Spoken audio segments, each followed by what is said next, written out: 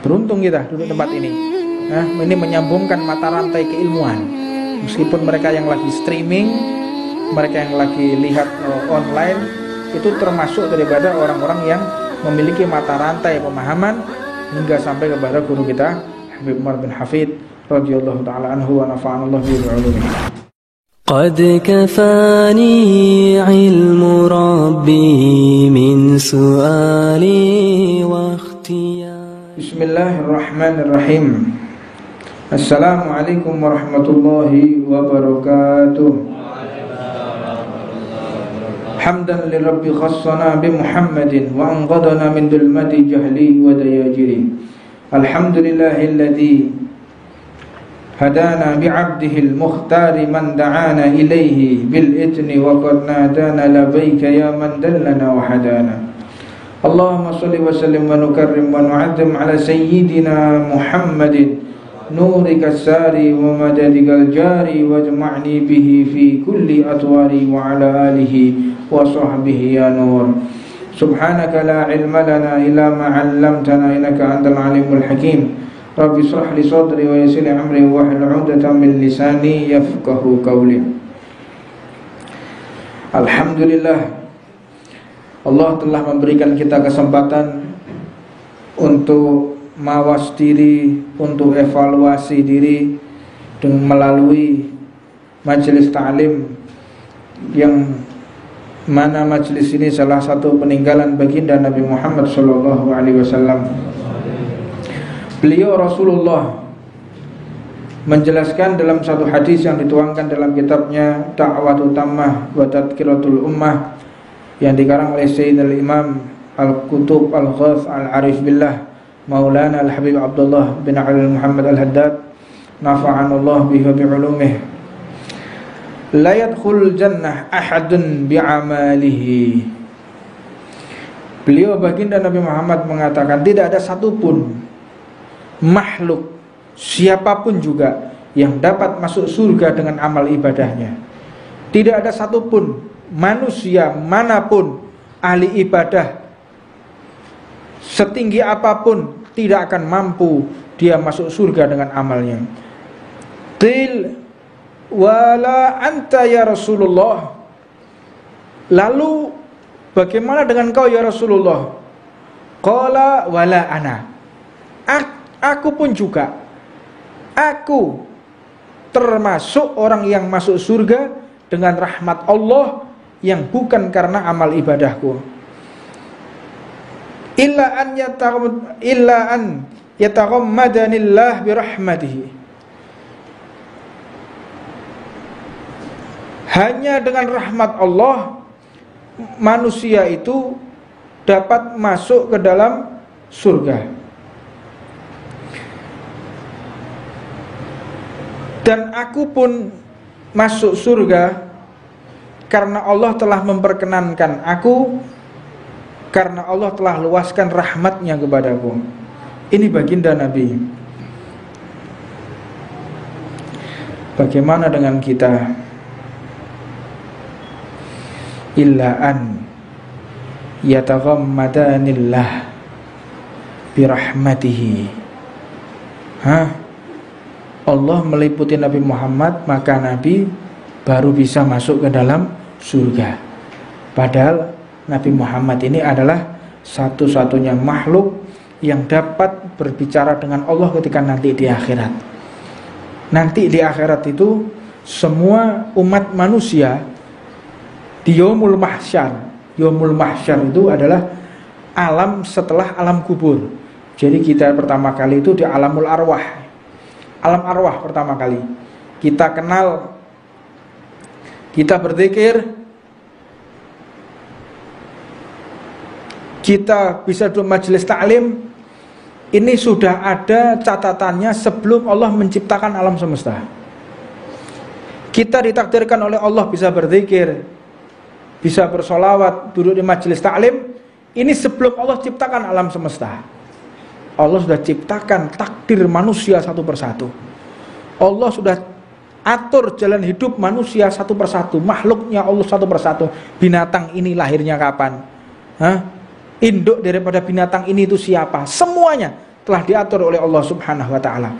Jadi tidak ada satupun orang yang bisa luput dari kekuasaan Allah Subhanahu wa taala. Nah, di alam arwah disitulah Allah memiliki alasan yang pertama, memiliki alasan untuk mengazab orang yang tidak beragama Islam atau non-muslim.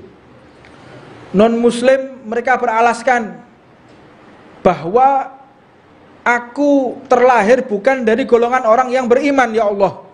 Kalau seandainya orang tuaku orang yang beragama Islam, tentu aku akan mengucapkan 2 kalimat syahadat. Namun orang tuaku kafir, tetanggaku kafir, seluruh keluarga besarku kafir. Bagaimana engkau azab karena aku tidak beriman, sedangkan Islam, iman tidak aku ketahui. Maka dijawab oleh Allah Subhanahu wa taala, tentu kau sudah pernah berikrar kepadaku kapan di alam arwah. Jadi semuanya alam arwah ini sudah pernah bersaksi bahwa tidak ada Tuhan selain Allah. Nah, untuknya di situ Allah memiliki alasan untuk mengazab orang yang keluar daripada janji tersebut, telah janji di hadapan Allah. Maka di alam arwah itulah manusia digolong-golongkan. Ini golongan orang yang tidak beriman, ini golongan ahli maksiat, ini orang ahli sedekah, ini orang ahli puasa. Udah digolong-golongkan oleh Allah Subhanahu wa taala. Nah, kita sudah pernah bertemu sebetulnya di alam arwah. Maka salah satu daripada guru saya, beliau itu pernah bercerita kepada salah satu guru kami bahwa beliau pernah bertanya kepada Habib Umar bin Hafid, Habib, saya ini setiap mau maksiat tidak bisa. Sudah jelas di hadapan saya kemaksiatan, namun Allah menyingkirkan. Bagaimana bisa seperti itu? Dijawab oleh guru kita, aku sudah tahu sebelum engkau lahir di dalam perut ibumu, aku sudah tahu kalau engkau bakal menjadi muridku, aku sudah tahu. Makanya aku hindarkan engkau dari segala kemaksiatan tersebut. Subhanallah. Itu jangkauan daripada orang yang memiliki maqam qutbiyah, memiliki kedudukan khusus di hadapan Allah Subhanahu wa taala.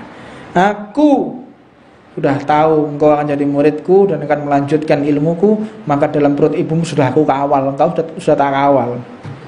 Nah, akhirnya engkau bisa berdakwah di jalan Allah Subhanahu wa taala. Beruntunglah kita yang duduk di sini memiliki mata rantai ilmu nasab sampai kepada guru kita Habib Jamal dan sampai kepada Habib Umar bin Hafid. Nah, beruntung kita duduk tempat ini. Nah, ini menyambungkan mata rantai keilmuan. Meskipun mereka yang lagi streaming, mereka yang lagi lihat online, itu termasuk daripada orang-orang yang memiliki mata rantai pemahaman hingga sampai kepada guru kita Habib Umar bin Hafid radhiyallahu taala anhu wa nafa'anallahu bi ulumih. Nah, tidak ada satupun makhluk yang dapat menandingi ibadah Rasulullah, dan tidak ada satupun makhluk yang bisa mengungguli iman baginda Nabi besar Muhammad sallallahu alaihi wasallam. Maka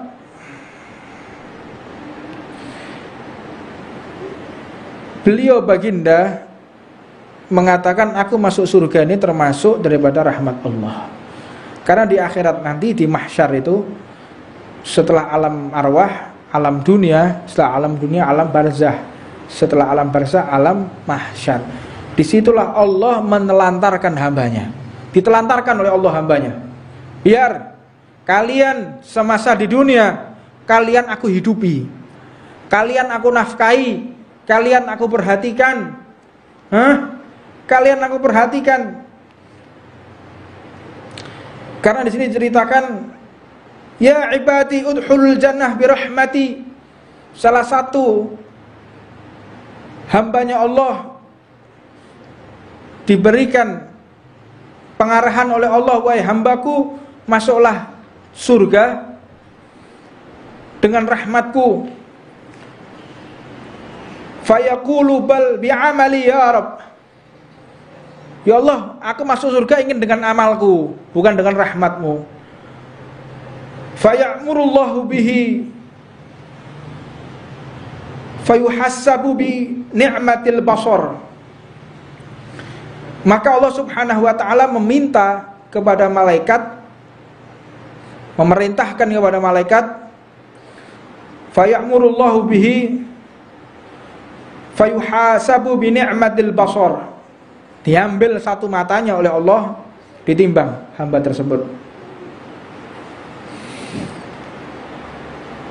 Fastaghfirku jami'i ibadatihi hamsami'a ammin wa tabqa ni'amullahu alaihi katsiran fayamuru bihi subhanallahu ilan nar fayaqulu ya rab udkhulnil jannah birahmatika fayu'marullahu bihi subhanahu ta'ala ilal jannah birahmatihi.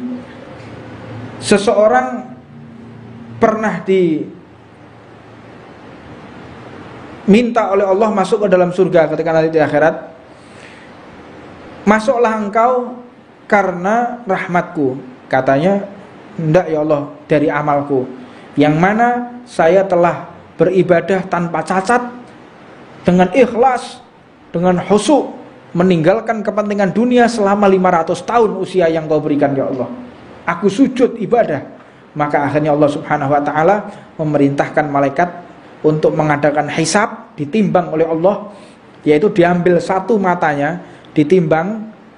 Ibadah selama 500 tahun tersebut tidak bisa menandingi satu bola mata yang telah Allah titipkan di dalam tubuh kita. 500 tahun ibadah sujud kita. Berapa hari kita ibadah? Waktu yang Allah berikan kepada kita 24 jam. Zikir, sholawat, majelis taklim. Satu hari berapa menit kita? Hitung 1 jam pol. Lah ada majelis rong jam 3 jam lungguh sambil kita berkhidmah. Kalau ndak standartan aja, normal normatif.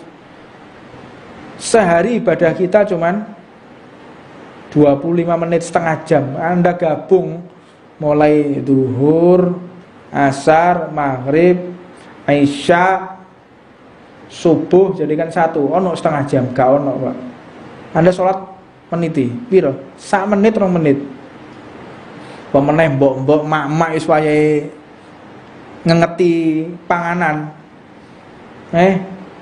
Allahu Akbar, ngirik-ngirik ini. Gosong gak iki. Meneh wayahe rendeng. Mbah-mbah sak keneke sembayang.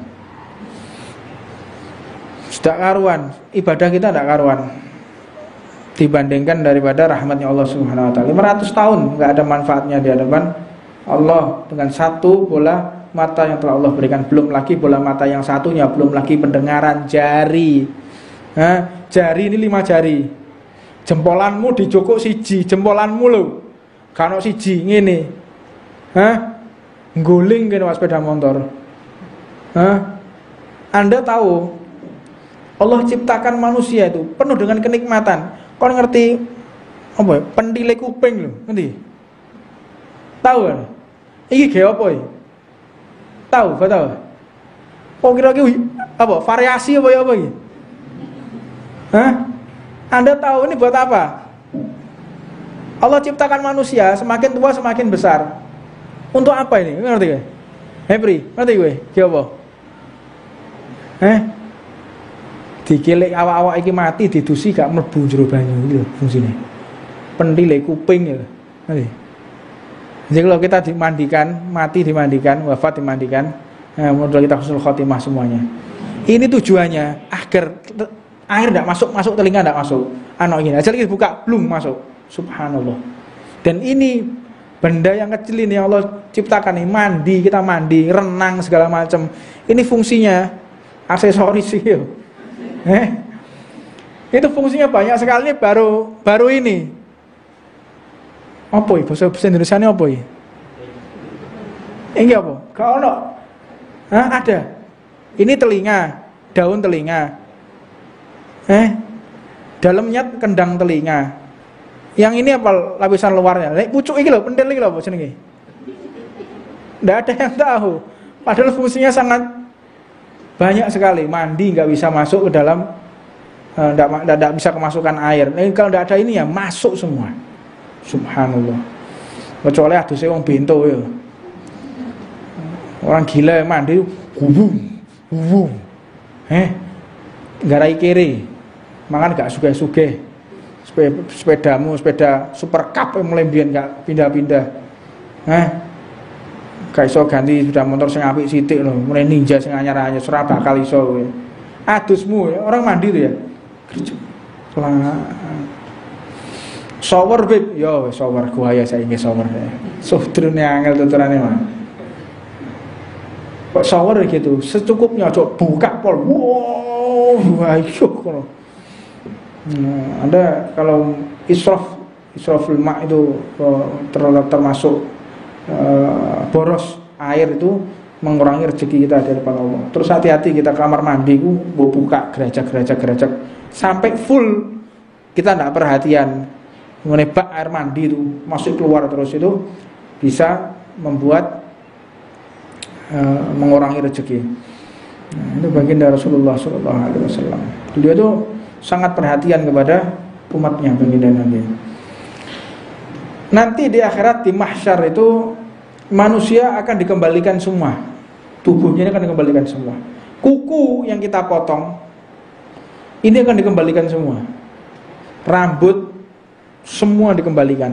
Bolot-bolot kabeh tuwemlekno kabeh ngene. Bayangno, gon nganten anyar gak ono bolote jelas sih. Itu kabeh templek meneh. Semua kuku, rambut yang pernah keluar dari tubuh semua ditempelkan. Untuknya kalau kita potong kuku jangan sampai dalam keadaan junub. Kalau kita dalam keadaan junub dikembalikan berbentuk api. Termasuk daripada ibu-ibu, hati-hati mbak-mbak yang lagi menstruasi. Motong rambut pas lagi menstruasi nanti kan dikembalikan semua dalam berbentuk api. Terus bagaimana? Kumpulkan dulu, masukkan di dalam kresek. Biasanya untal-untal loh, ini apa ya? Ini sisir, untal-untal ya. Ya kan? Rambut kumpulkan dulu. Kalau belum bisa, nanti kalau sudah sulit takut hilang, cuci aja rambutnya yang wis brodol. Rambut brodol gara-gara jodohnya gak teko-teko rambutnya sampai brodol ya. Jomblo sampai brodol rambutnya. Nah, kumpulkan terus cuci, setelah dicuci baru dibuang atau ditanam dalam tanah. Bib rambutnya ben apik disawat ndur gendeng. Ngono bring saiki. Oh, diuncal ndur gendeng. Tapi kadang-kadang ya tenanan. Rambutku ben untuk butak saiki tak dikek ndur gendeng rada tumbuh saiki. Kepercayaan orang-orang dulu ya. Ya mbah wallahu a'lam. La ilaha illallah. Nah itu di mahsyar dikembalikan semua. Rambut semua. Dan keadaan mereka berbeda-beda. Di mahsyar itu ada orang yang jalan menggunakan dua kelopak matanya. Faliyatubillah min dzalik. Ada yang ngesot. Sedangkan lantainya itu duduk tekel licin gini. Lantainya itu terbuat dari benda-benda yang tajam dan seperti paku, pimes, landep ya, tajam, runcing. Itu disuruh jalan sampai orang tuh sampai tenggelam dengan darahnya sendiri dan sampai tenggelam dengan keringatnya sendiri.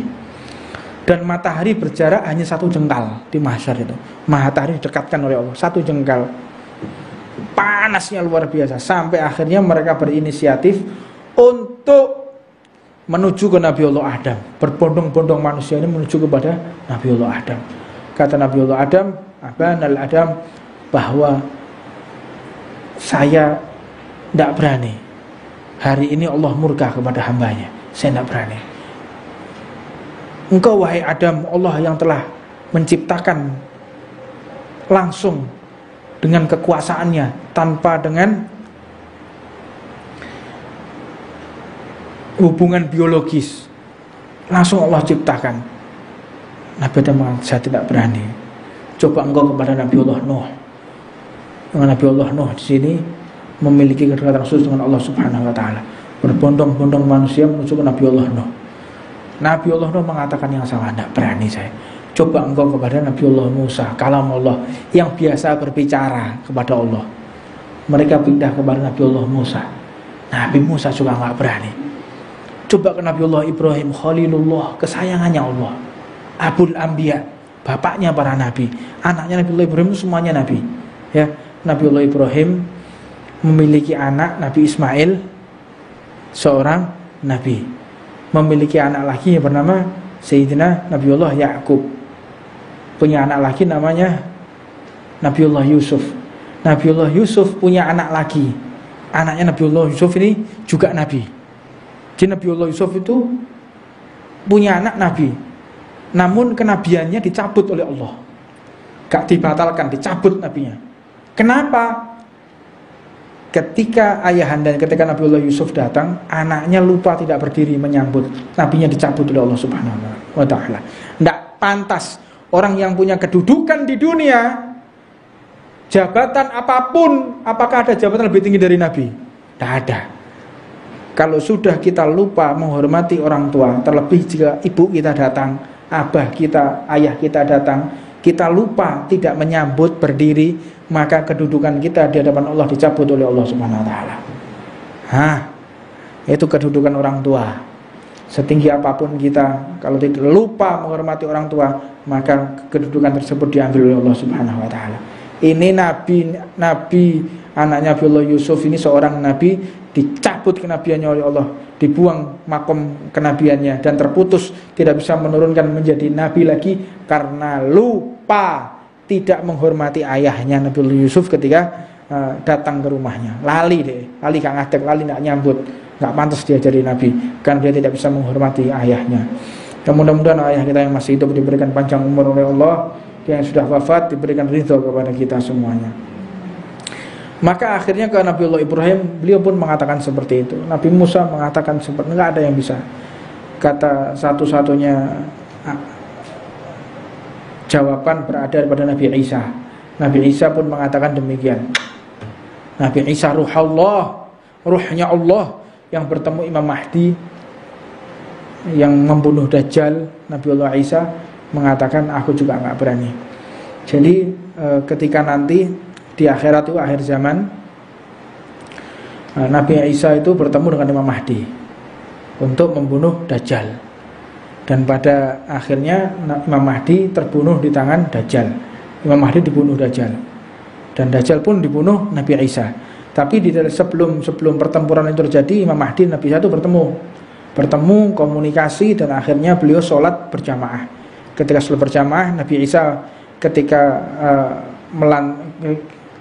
di depan, Nabi Isa menoleh ke belakang gini, saya nggak pantas menjadi imam, kamu yang menjadi imamku. Kenapa?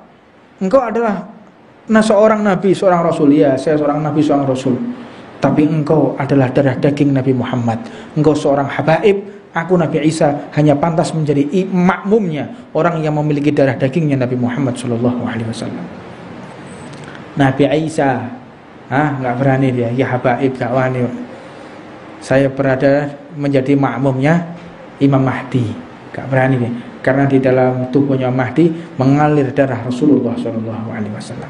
Itu manusia yang mengerti kedudukannya. Beruntunglah kita yang punya guru, yang punya intisab, mata rantai darah daging Nabi Muhammad SAW. Maka akhirnya Nabi Isa pun mengatakan satu manusia yang dapat menyelamatkan kita, yaitu adalah baginda Nabi besar Muhammad SAW. Apa kata Rasulullah? Analaha, aku yang akan menghadap kepada Allah agar Allah menurunkan rahmatnya. Dan diriwayatkan di situ antara Nabi dan Nabi, jadi ke Nabi Adam, ke Nabi Nuh, ke Nabi Ibrahim, Nabi Musa, Nabi Isa, ini memakan waktu, ada yang mengatakan 500.000 tahun perjalanan. Ada yang mengatakan 5 juta tahun. Tahun dunia, bukan tahun akhirat. Karena kalau umur kita 63 tahun, berarti kita di akhirat hidup cuman 1,3 menit. Karena 1 menit dunia ini seperti 5.000 tahun. Sekejap. Kita hidup di akhirat itu 1 menit di sini sama 5.000 tahun. Jadi kalau kita hidup 63 tahun, berarti hitungannya cuma 50 tahun. 1 menit 50 tahun. Jadi ketika saya ralat 1 menit itu 50 tahun. Jadi kalau kita hidup di dunia berarti 1,3 menit ke akhirat. Nah, kadang-kadang 1,3 menit ini uang mati-matian dia kerja haram, kerja gini nggak, yang penting dia bisa menuruti hawa nafsunya, menerjang sesuatu yang haram hanya ingin memuaskan nafsunya. Waliyadzubillah min dzalik. Allahumma salimna wa iyyakum. Mudah-mudahan diberi selamat oleh Allah dunia sampai nanti akhirat. Analaha, aku yang akan bertemu dengan Allah dan memberikan syafaat kepada segenap umat manusia, dan disitulah seluruh para nabi, para rasul di bawah kekuasaan dan berlindung di bawah bendera baginda Nabi Muhammad SAW. Mudah-mudahan sedikit ini bisa menambahkan iman kita, Islam kita, ketaatan kita dan kecintaan kita kepada Rasulullah SAW, dan semakin juga kita bisa meneladani Rasulullah dengan harapan kita mendapatkan ridho dari Allah Subhanahu wa taala. Rabbana atina fid dunya hasanah wa fil akhirati hasanah wa qina adzabannar. Wa'lamana habibana wa rasulana wa man habibana man jalla min dawil wa hadratin nabi Muhammadin sallallahu alaihi wasallam. Al-Fatihah.